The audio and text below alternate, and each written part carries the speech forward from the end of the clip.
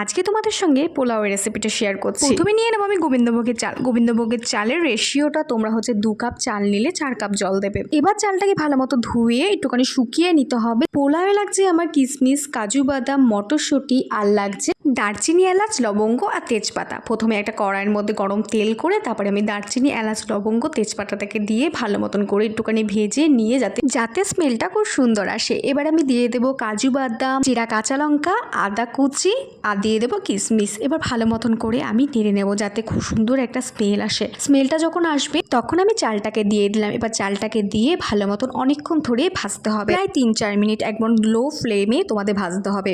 এবার আমি নুন, হলুদ আর চিনি দিয়ে দেবো। যারা একটুখানি বেশি মিষ্টি মিষ্টি খাবে তারা একটুখানি বেশি চিনি দিতে পারো, তাহলে আরও বেশি সুন্দর লাগবে, বেশ মিষ্টি মিষ্টি লাগবে পোলাওটা। এখানে দেখো আমার পোলাওয়ের চালটা ভালো মতন ভাজা হয়ে গেছে। এবার আমি গরম জল ইউজ করব। তোমাদেরকে আমি রেশিওটা বলেই দিয়েছি, 2 কাপ চালে 4 কাপ জল। গরম জলটা আমি দিয়ে তারপরে আমি মটরশুঁটিটা দিয়ে দিলাম যাতে আমার মটরশুঁটিটা তাড়াতাড়ি করে সেদ্ধ হয়ে যায়। একটা ঢাকনা দিয়ে ঢেকে দেবো। যখন জলটা শুকিয়ে যাবে তখন একটা খুন্তি নিয়ে নিচটা একটুখানি নাড়বে যাতে নিচে না লেগে যায়। ছচড়ে পোলাও রেডি। তো আজকের রেসিপিটা কিরকম লাগলো তোমরা বলো, লাইক, শেয়ার, কমেন্ট এবং সাবস্ক্রাইব ফলো করে দিও।